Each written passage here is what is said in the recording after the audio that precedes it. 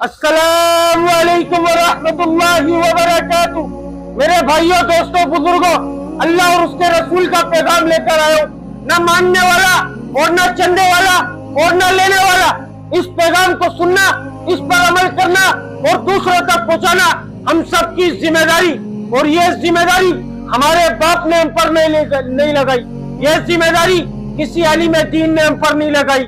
ये जिम्मेदारी किसी मुफ्ती ने हम पर नहीं लगाई। ये जिम्मेदारी अल्लाह ताला ने हम सब पर लगाई है। अल्लाह ताला कुरान पाक में फरमा रहे हैं, जिसका मफ़हूम है, ए उम्मत मोहम्मदिया, तुम अफजल उम्मत, तुम बेहतरीन उम्मत, तुम्हें भेजा गया लोगों की नफरसानी के लिए। तुम भली बातों का हुक्म करते हो, बुरी बातों से मना करते हो और एक अल्लाह पर ईमान रखते हो। भाई अल्हम्दुलिल्लाह हम सब कौन है इधर? अल्हम्दुलिल्लाह हम सब कौन है भाई? अल्हम्दुलिल्लाह हम सब मुसलमान। हम सब ने अजीम और शान कलमा पढ़ा, ला इलाहा इल्लल्लाह मुहम्मदुर रसूलुल्लाह। इस कलमे के अंदर हमारी रूहों ने अल्लाह से इकरार किया था, वादा किया था कि अल्लाह हम दुनिया में जाएंगे, तेरे हुक्म को मानेंगे, तेरे नबी के तरीकों के ऊपर जिंदगियों को गुजारेंगे।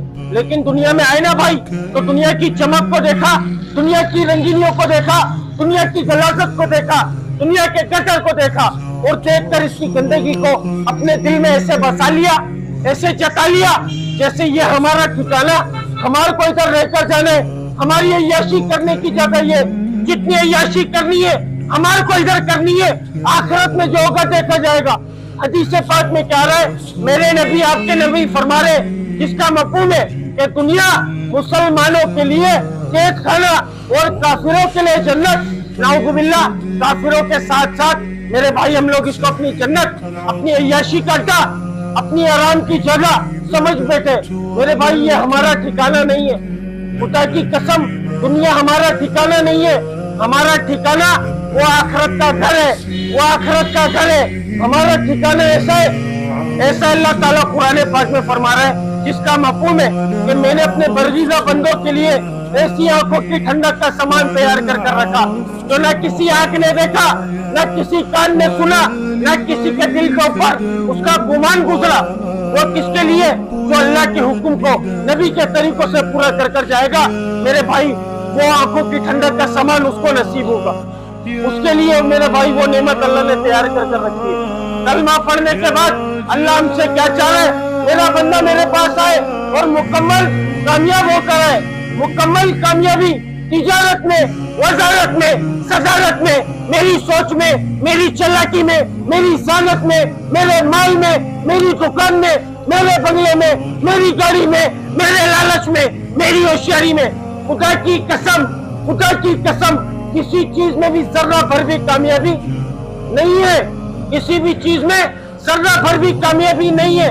कामयाबी का जो दारोमदार वो रसूलुल्लाह सल्लल्लाहु अलैहि वसल्लम के मुबारक तरीके, मुबारक अमल जो इसके ऊपर जिंदगी गुजार रहा है, ये बात कसम खा के कही जा सकती है। वो इंसान, वो शख्स कामयाब होता जा रहा है, होता जा रहा है, होता जा रहा है, जो इससे हटकर जिंदगी गुजार रहा है।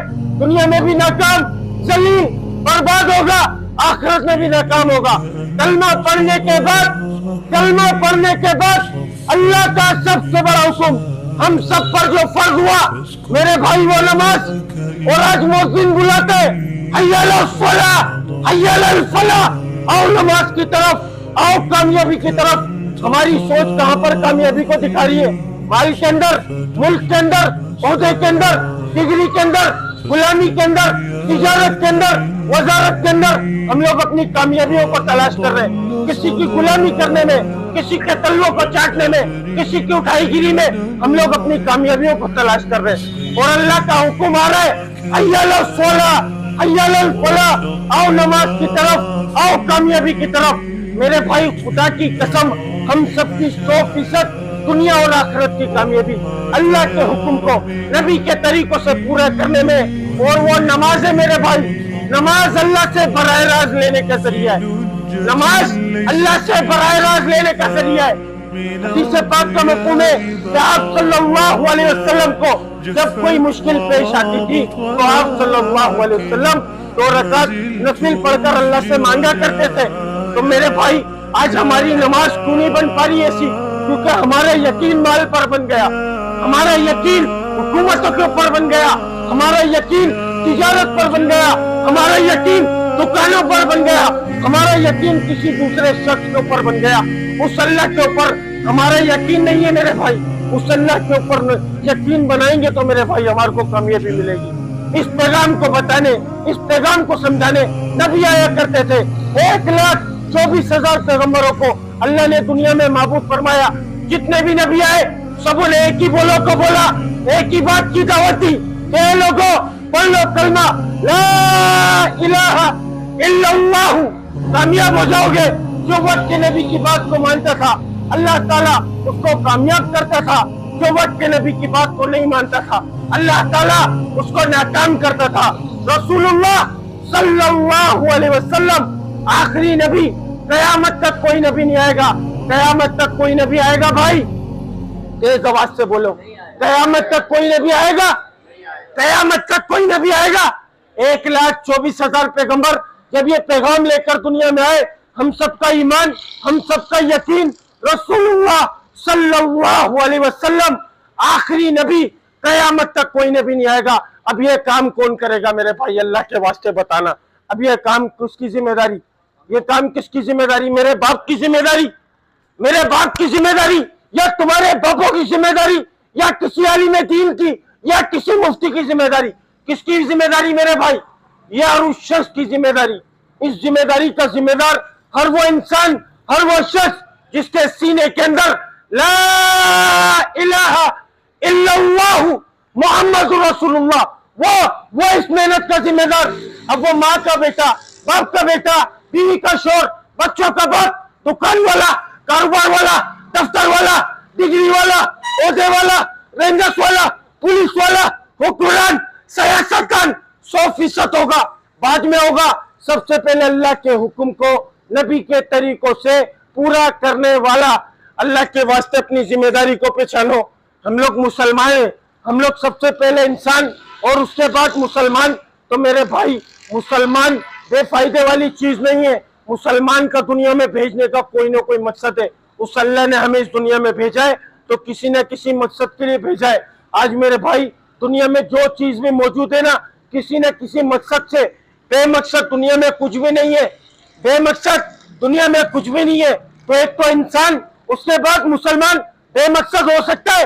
नहीं मेरे भाई, अल्लाह के वास्ते अपनी जिंदगियों को बर्बाद होने से बचा लो, अपनी आखिरत की फिक्र कर लो और आखिरत की कामयाबी अल्लाह के हुक्म को नबी के तरीकों से पूरा करने में मिलेगी। इसके अलावा कोई दूसरा रास्ता नहीं है जो कामयाबी की तरफ लेकर जाए।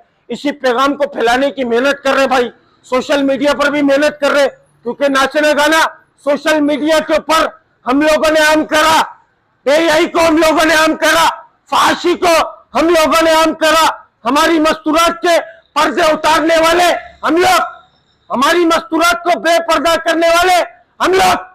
अल्लाह के वास्ते मेरे भाई अपनी मस्तूरात को पर्दों का हुक्म दो, और ये हुक्म अल्लाह ने दिया है मेरे भाई।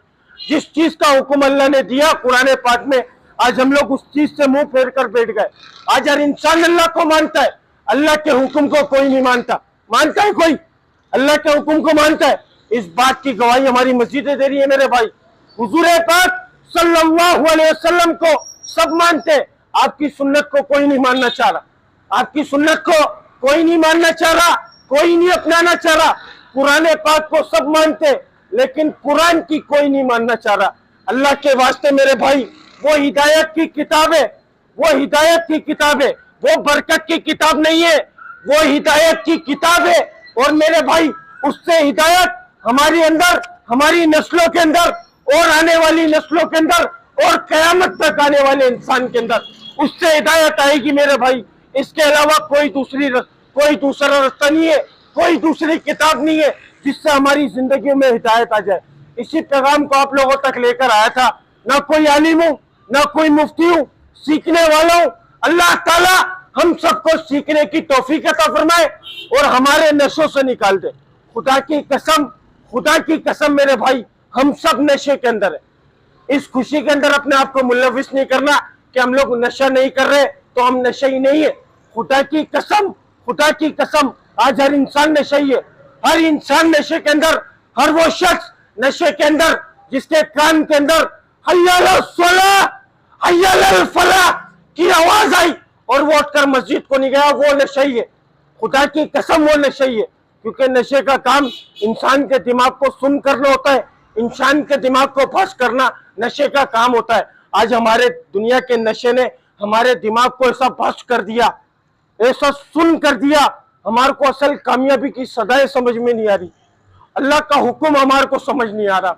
अल्लाह के वास्ते अपने नशों से जाग जाओ, इससे पहले कोई और आकर हमारे को जगा कर लेकर जाए हमारे असल मकाम के ऊपर, तो बेहतरीन शख्स वो जो मौत से पहले मौत की तैयारी कर ले। आखिरी बात बोल के बात को खत्म करूंगा।